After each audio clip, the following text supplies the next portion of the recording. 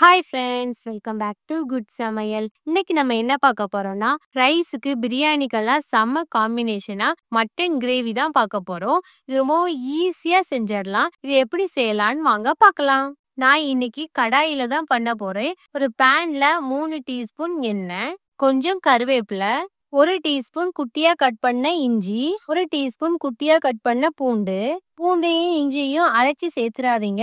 இந்த மாதிரி குட்டியா கட் பண்ணி சேர்த்துக்கோங்க. ஒரு பெரிய வெங்காயத்தை இந்த மாதிரி குட்டியா கட் பண்ணி சேர்த்துக்கோங்க. கொஞ்சம் உப்பையும் சேர்த்து நல்லா வதக்கி விட்டுக்கலாம். அப்போ சீக்கிரமாவே வெங்காயம் வதங்கி வந்துடும்.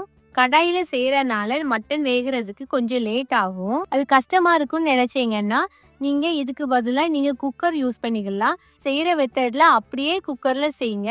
நான் மூடி போட்டு வேக வைக்கிற டைம்ல நீங்க குக்கரை மூடி வேக வச்சுக்கணும். இந்த மாதிரி ப்ரௌன் கலர்ல வதக்கிக்கோங்க. 3/4 டீஸ்பூன் மிளகாத்தூள், 1 டீஸ்பூன் மல்லித்தூள், 1/4 டீஸ்பூன் ஜீரகத்தூள், 1 டீஸ்பூன் கரம் மசாலா எல்லாத்தையும் சேர்த்து நல்லா வதக்கி விட்டுக்கலாம். நம்ம சேர்த்த மசாலாவோட பச்சை ஸ்மெல்லாம் போக வரைக்குமே நல்லா வதக்கி விட்டுக்கோங்க. இதுல நம்ம மட்டன் சேர்த்துக்கலாம். இது 1/4 கிலோ மட்டன். மட்டனுக்கு தேவையான உப்பையும் சேர்த்து நல்லா மிக்ஸ் பண்ணி விட்டுக்கோங்க. கடாயில பண்றதுனால மட்டனை ஒரு 10 மினிட்ஸ் நல்லா மிக்ஸ் பண்ணி விட்டுக்கணும்.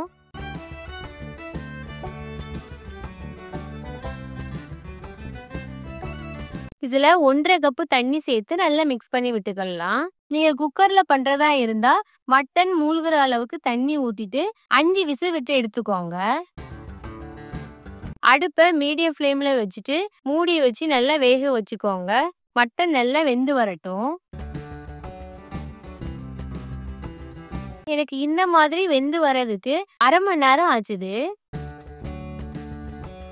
குட்டியா கட் பண்ண மல்லிக்கீரையும் சேர்த்து கிரேவிக்கு டேஸ்ட் அதிகப்படுத்துறதுக்கு லாஸ்ட் 1 டீஸ்பூன் நெய் சேர்த்து நல்லா மிக்ஸ் பண்ணி விட்டுக்கோங்க. ரொம்பவும் டேஸ்டான மட்டன் கிரேவி ரெடி ஆயிடுச்சு. நீங்களும் இதை செஞ்சு பார்த்து கமெண்ட் பண்ணுங்க.